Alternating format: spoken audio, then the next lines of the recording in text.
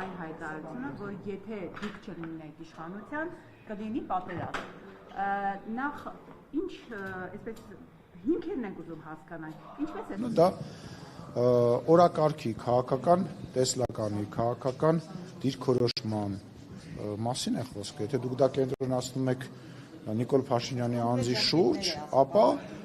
այո, թող դա լինի այդպես եւ Նիկոլ Փաշինյան թող համարվի խաղաղության խորհրդանիշ, ես դրան ընդհանրապես դեմ չեմ։ Բայց կոնկրետ ժամկետ, ասում եմ սեպտեմբերին, հոկտեմբերին պատերազմ են։ Տեսեք,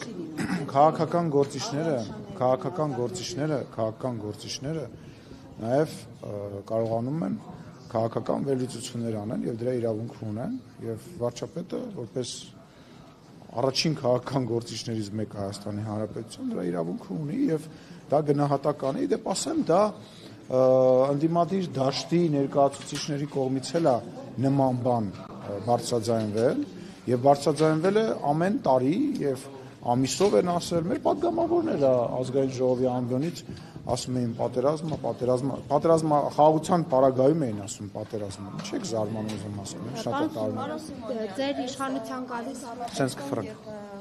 այսպես ասած ներկուսակցական քարոզարշավների օրերում հանրապետության տարբեր մասեր խաղաղության վերաբերյալ քաղաքացիների կարծիքները ինչպիսի դիրքորոշումներ Դե ասում են շնորհակալություն մեծ հույս ունեն որ այս ուղղությունը կշարունակվի մենք էլ իրենց ի պատասխան ասում են որ իրենք պետք է տեր կանգնեն խաղաղությանը եւ իրենք էլ պատրաստակամություն են հայտնում տեր կանգնել խաղաղությանը հեսա մեր հիմնական խոսակցության թեզերը նաեւ շնորհակալություն են հայտնում ճանապարհների դպրոցների բժշկական ապահովագրության համար շատ մարդ օգտվել է շատ հաճելի է որ աշխատել է եւ շատ մարդիկ արդեն օգտվել են դրանից թոշակների համար են շնորհակալություն հայտնում եւ պահանջում են մեզանից որոշ ընդդիմադիր գործիչներին հնարավորինս շուտ ինչ որ ձևով լրացնել ինձ ասում են խիչ եք падգամավորներ կան չեն գալի խիչ եք հանում գործից բան դե պարզ է բացատրում եմ որ դրա իրավունքը չկա եւ այլ լրիվ քաղաքականացված խոսակցություններ է տեղի ունենում իսկ խոսում այն մասին որ սեպտեմբերին կարող է լինել պատերազմ եւ ժողովուրդը պատասխանեցի բայց ինչ անեմ Չէ, իրապես դուք հարց տվել եք, հաջորդը խնդրեմ նարեք։ Չէ, եկեք պատասխանենք հիշեք։ Լավ, խնդրեմ։ Կարող է ուրիշ բաներ ասել։ Կարող է։ Ժողովուրդը, երբ որ դուք ասում եք, որ սեպտեմբերին լինելու է պատերազմ, դա որպես շանտաժ է դիտարկվում, սպառնալիք, զգուշացում։ Ես արդեն այդ հարցին պատասխանել եմ։ Քաղաքական գործիչները քաղաքական վերլուծություններ են կարողանում անել, իսկ երկրի վարչապետը ունենալով ինֆորմացիա տիրապետելով ամբողջ process-ներին կարող է նաև նման չընդհատես կարող է նման կանխատեսում անի ես նաև նշեցի որ մեր ընդդիմադիր գործիչները նույն բանն են ասում նույն բանն են ասել նույնիսկ խաղաղության պայմաններում որը որ մենք հիմա ունենք մեր падգամավորները վեր են կենում եւ գոռում են որ պատերազմ է եւ այլ խի դուք դա ընդդիմադիր գործիչների մոտ չեք տեսնում երբ որ վարչապետը նույն բանն է ասում արդեն ավելի հիմնավոր ձևով Ձեր մոտ դա զարմանք Չէ, ես հանրության արձագանքի մասին եմ Մարդիկ ինչ են մեզ ասում շնորհակալություն խաղաղության համար։ Մարդկանց երեխաները չեն մահանում, չեն էթում, մարդը ավելի քիչ անհանգիստ է, երբ որ իր երեխան զորակոչվում է բանակ եւ այլ, այսինքն բա ոնց չխոսեն մարդիկ, իհարկե խոսում են դրա մասին։ Հարցի նրա մասն է, որ երբ որ դուք ասում եք, եթե մեզ չընտրեք սեպտեմբերին կլինի պատերազմ, հանրությունը մարդիկ ովքեր ձեզ հետ հանդիպում էին, դա ինչ էին դիտարկում որպես նախազգուշացում, Ասում են սրանց էջը շուտվանից բաներ շուտ արեք փագեք։ Ասում են սրանց էջը փագեք բրծնենք մենք այս խոսակցությունից, էս են ասում։ Իսկ դուք ինչի եք ինձ ընդհատում ինձ, ինչ դաժանավոր։ Չէ։ Պարոն Սիմոնյանը, դա պարզապես Հայաստանի վարչապետի վերլուծությունն է, թե նա նաև տեղեկությունների է տիրապետում, որովհետև ասում են 18 թվին եկավ, չասեց ինչ իրավիճակ է, պատերազմ եղավ, հիմա նոր աշխատելավոճ եք, որտեղ գիտեք, որ պետք է պատերազմ լինի, նախորդ ժողովրդին ասում եք, խնդրեմ հստակեցնել, վերլուծություն է, թե հստակ տեղեկություն։ Ես արդեն երրորդ անգամ եմ դրան պատասխանում, քաղաքական գործիչները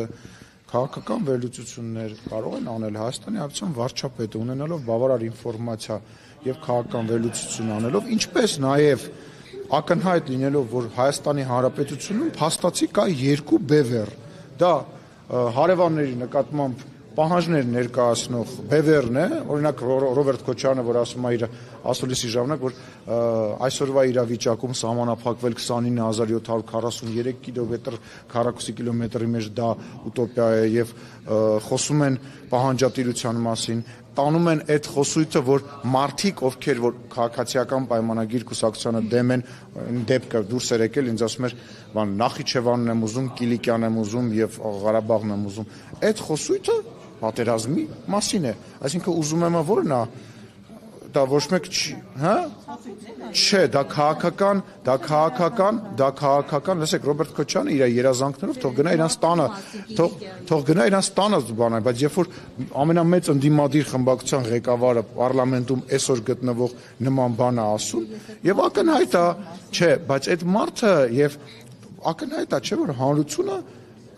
նման խոսակցության մեջ է հայտնվել եւ հայտնվում է եւ դա բնական քաղաքական վերլուծություն է, եթե դուք նկատի ունեք, որ տենց տվյալներ կան, որ սեպտեմբերի այսինչ օր, այսինչ sense բան, բնական է նման տվյալներ չկա։ Կներեք, Քոչարյանը չի ասում, ես կամ իշխանության պատերազմի սկսեմ Արցախը։ Ասում եմ, հիմա տարածաշրջանում լարված իրավիճակը, չգիտեք վաղը մյուսօր մի քանի տարի հետո ինչ աշխարհակաղակական կարգեր կհաստատվեն, սահմանները ինչպես կփոխվեն, ասում եմ, եւ եթե լինի հնարավորություն առի, պետք է օգտվել դրանից։ Դե շատ բան է ասում, շատ վատ բան է։ Իհարկե վատ բան է։ Ոչ, իհարկե ոչ, միանշանակ ոչ, երբեք, ոչ Թուրքիայի պարագայում, ոչ այդ ինչ եք խոսում դուք։ Իսկ հիմա Ադրբեջանը մեր թուլացած վիճակից օգտվի եւ մտնի դասնի, ասենք մի հատ Պուճուրիկ Երևան քաղաք թողի։ Այդ ինչ եք ասում։ Այդ ձեր հարցը համ վրթովեցնող է, համ ակնհայտ դուք ձեր հարցի պատասխանը տվեցիք։ Իհարկե ոչ, երբեք Հայաստանի Հանրապետությունը չպետք է ունենա տարածքային պահանջներ եւ չունի իր հարևանների նկատմամբ։ Այդ ի՞նչ է։ Այսինքն դուք ինչ եք մտածում Հայաստանի Հանրապետության պարլամենտական երկրի պարլամենտի նախագահին հարցնում եք, ասում եք մենք պետք է սպասենք Ադրբեջանը թույլանա, ոչ, եթե շատ վատ բան է ասում, շատ վատ բան է ասում, անթույլատրելի բան է ասում, խայտարակ բան է ասում, ու դրա համար ինքը վաղը միսօր այստեղ նույնիսկ չի հայտնվելու իր այդ խոսը, այդ իր երեխեքն են գնալու կռվեն կամ այդ ինչ է դարերով մեզ գցում է կախվածության մեջ Ռուսաստանից, Ֆրանսիայից, Ամերիկայից կամ որևիցե մեկից, ոչ, մենք պետք է տարածաշրջանում այնց հարաբերություններ կառուցենք, որ որևիցե մեկը չմտածի միսի վրա հարձակվելու, հավերժ թշնամություն. Ինչ դիվանագիտորեն, լսեք, հորով մորով արեց Հայաստանի Հանրապետությունը 10 տարի ինքը իր իշխանության օրոք, թե ինքը հարստացավ։ Այդ Հայաստանի Հանրապետությունը 29743 քառակուսի կիլոմետրը տենց շենացրեց, վերականգնեց, ուժեղացրեց, թե գույք պարտքի դիմաց տվեց, ասենք ռազմավարական բաներ եւ Հայաստանի անկախությունը ինքնուրույնությունը տվեց ուրիշ երկրի։ Հիմա էլ պետք է ինքը տես բան ասե իսկականից, անկեղծ հավատաց չի գալիս։ Ժամանակ ասում է չեմ նայել Փարք Աստծո։ Կարող է իրավիճակը փոխվել, պետք է Հայաստանը իրանից ինչ-որ Խայտարակություն է, շնորհակալ եմ քեզ այդ հարցի համար, խայտարակություն է դա։ Դա անընդունելի է։ Իսկ դուք 3-4 հարցն եք տալիս։ Խնդրեմ, ստեղ խնդրեմ։ Ինչ օմոթ հա, ես լուրջ զարմանում եմ, որ քաղաքական գործիչը, որ լավն է, վատն է, հարցը դա չի, բայց այդքան ժամանակ բանի մեջ է, հա, այդ քաղաքականության մեջ է, նման բան կա, այդ Ստամբուլը արյանցով սարքենք, մտնենք Սասուն, ել այդ ինչ ասելու բան։ Լսեք, Ստամբուլը չէ, ասենք, չգիտեմ, արևմտյան այն պատմական Հայաստանը բան են, ես այն մարդու տրամաբանության մեջ եմ, որի հետ այն օրը հանդիպել եմ, հա, այդ մի տրամաբանությունն է, դա խայտարակությունն է։ Մենք պետք է ամեն ինչ անենք, որ մեր տարածաշրջանը խաղաղ լինի, պատերազմ չլինի, որովհետև ասում եմ, այդ Հայաստանի վերջի մասին է ինքը խոսացել։ Մեզանից է կախված։ Մենակ չէ, բայց մեզանից էլ է կախված։ Այս խոսույցից, այ Քոչարյանի նման քաղաքական գործիչների, այդ ռևանշիստական, այդ դուք հասկանում եք դա ինչի համար է արվում։ Լսեք, դա արվում է նրա համար, որ Հայաստանը լինի այլ պետության կազմում կամ առնվազն կախվածության մեջ լինի, որ լինի ռուս խաղապահ, եւ լինի հավերժ պատերազմ, որտեղ լինի մոդերատոր։ Ես զարմանում եմ, որ այսքան տարի սա ասում եմ, սա ասենք յուրաքանչյուր տաքսու վարորդին մոտեցեք հարցրեք, քաղաքական վերլուծություն կանի եւ ձեզ կբացատրի մարդ, որը որ քաղաքականությամբ չի զբաղվում։ Էս ինչ է։ Խայտարակություն է դա, եթե տենց բան ասի, խայտարակություն է։ Երբ եմ վերջին անգամ խոսացել եմ հիշացրու։ Հələ մի հատ հիշացրեք։ Ով վերջին անգամ օր անուն ազգանուն դուք եք խոսում դա տենց չի նո ուրեմն բայց ընդդիմադիր ուժերից մեկի մոտ այժմ իսրայելցի գեներալ կա, որը Արցախյան պատերազմի ժամանակ գործող պաշտոնյա էր, այդ իմաստով մեր ռազմական տվյալների արտահոսքի վտանգ չա եւ արդյոք մեր ազգային անվտանգության ծառայությունը տեղյակ չէ, թե տեղյակ լինելու դա Հիբրիդային պատերազմի վառ օրինակ։ Ազգային ժողովի խոսնակ Ալեն Սիմոնյանը աղջիկները ինչ անում, մատակարարում Ադրբեջանի բանին, խնդրեմ։ Տարածված YouTube-ը չի։ Ադրբեջանի էլիտարի ծառայությունների համար։ Եվ բանը անչա, սենց հիմար բաներ են տարածում։ Բա հիբրիդային պատերազմը ո՞նց է լինում։ Հիբրիդային պատերազմը ինչ պետք է անեն։ Այսինքն ուղղակի գիտեք ինչն է նաև հիբրիդային ակնհայտ, որ իրանք դե մեր երկիրը չեն ճանաչում, չգիտեմ որ մեր երկրում նախ Ալեն Սիմոնյանի մասին երևի կոշիկի չափը մենակ դեռ չգիտեն, մնացած ամեն ինչ գիտեմ, բայց դա արվում է դրսից, երբ որ նայում եք 43 համար եմ հագնում։ Դա անում է, նայում ես որտեղից է գալիս, երևում է որտեղից է այդ լրատվամիջոցները։ Իսկ իմ հարցին կպատասխանեք։ Ձեր հարցը որն է։ Իսրայելցի գեներալը ռազմական փորձագետ է, խորհրդատու է, Դե դերից մեկին չի կարող պատահել, որ ազգային անվտանգության ծառայությունը դրանից տեղյակ չլինի։ Ես խնդրում եմ այդ հարցով դիմեք ազգային անվտանգության ծառայության։ Ես ազգային անվտանգության տեղեկություններին չեմ տիրապետում եւ ես դրա իրավունքը չունեմ այնքանով վատ եմ գնահատում, քաղաքական գնահատական կարող եմ տալ, քաղաքական գնահատականը այն է, որ այդ մարդիկ Հայաստանի Հանրապետությանը վերաբերվում են որպես բիզնես պրոյեկտ, իսկ Հայաստանի Հանրապետության քաղաքացին չի վաճառվում եւ Հայաստանի Հանրապետությունը նույնպես չի վաճառվում ոչ դոլարով, ոչ եվրոյով եւ առավել եւս ոչ ռուբլիով եւ չի վաճառվելու եւ այդ պրոյեկտը արդեն իսկ ակնհայտ է, որ չի ստացվում։ Պարոն Սիմոնյան, արդյոք Պատտվենք հետ կգանք։ Չէ, խնդրեմ։ Պարոն Սիմոնյան, տեսեք, նախորդ իշխանության ժամանակ, երբ որ հասունացել էր այդ իշխանափոխության ժամանակը, Կնես մատնաշ չհասկացի։ նախորդ իշխանության օրոք, երբ հասել էր արդեն իշխանափոխության ժամանակը, մեզ անընդհատ սպառնում էին, որ Ղարաբաղ ենք կորցնելու։ Հիմա դուք մեզ սպառնում եք, որ պատերազմ է լինելու։ Այսինքն դա ինչ է, այսպես ասեմ, վատ փորձ, թե ինչ նրանց Բացատրեմ, լավ հարց եք տալիս։ Շատ լավ հարց եք տալի, բացատրեմ։ 18 թվականին բնական այդ խոսակցությունները կար, բայց այդ խոսակցության հիմքը հետևյալն էր, որ գործող այն ժամանակվա գործող իշխանությունները բերել էին հասցրել էին բանակցային process-ը տուպիկի եւ դրա մասին այստեղ բացի ասում էին վերջացնեմ էլի ներողություն եմ խնդրում դուք հարց տվել եք որ դուք ձեր կարծիքը արտահայտեք թե իմը կարող եմ արդեն պատասխանել չընդհատեք իրանք բերել էին բանակցային process-ը հասցրել էին մի իրավիճակի որտեղ ակնհայտ էր իրանց համար առնվազն եւ իրանք գիտեին որ հավանականությունը պատերազմի շատ մեծ է դրա մասին խոսում էին եւ նույնիսկ 2020 թվականի հունվար թե փետրվար ամիսներ ես դրա մասին ասել եմ Սերժ Սարգսյանը Իրան կոռուպցիայի մեջ մեղադրվող դատավարության ժամանակ 2020 թվականի հունվար-փետրվար ամսի մասին է խոսքը մեգաֆոնը վերցրել էր ասում էր Արցախը երբեք չի լինելու Ադրբեջանի կազմում մենք է զարմանում ասում ենք ինչի՞ ասես բաներ խոսում իրանք գիտեին որ բանակցային process-ը դա մենք դրա մասին էլ ենք շատ խոսել հա ապրիլյան պատերազմը այդ ամեն ինչը գալիք պատերազմի անոնսներ ինչ վերաբերում է հիմիկվա մասին ես ասում եմ հետեւյալը որ կա երկու քաղաքական ուղղություն Եթե դու քո քաղաքական ուղղությունը ընտրում ես, ինչպես Նարեկը մեջ բերեց Քոչարյանի ասածներից, հա, որ դու պետքա հենց Ադրբեջանը թուլանա կամ, չգիտեմ, Թուրքիան թուլանա կամ որևիցե այլ երկիր թուլանա, դու պետք է իր վրա հարձակվես։ Եթե դու պահանջատիրական բաներ ես ներկայացնում, պահանջներ ես ներկայացնում քո հարևաններին, բնական է, դա կազուս բելի է, դա պատերազմի առիթ է եւ դու ակնհայտ անոնս ես անում, որ դու հարձակվելու ես եւ դու նման բանի ես պատրաստվում։ Իսկ դա նշանակում է, որ այն երկիրը, որ այս պայն քեզանից ուժեղ է, ռազմականորեն, քաղաքականորեն, ֆինանսապես, չգիտեմ ինչ-ինչի բերումներով, միանշանակ է, չի թողնելու, որ դու գա այն պահը, որ ինքը թույլ լինի։ Եվ ես ու դուք հիմա որ խոսում ենք, ես կարող եմ որպես քաղաքական գործիչ ասել հետևյալը. 2020 թվականի պատերազմ է տեղի ունեցել, որից հետո Հայաստանը եւ Ադրբեջանը սահմանը վերարտադրել են Հայաստանի եւ Ադրբեջանի։ Եվ դրանից հետո եթե գալիս է մի ուժ, որ ասում է ես այդ սահմանազատումը, սահմանագծումը չեմ ճանաչում, ես պետքա 29743 քառակուսի կիլոմետրից դուրս մտածեմ, բնական է,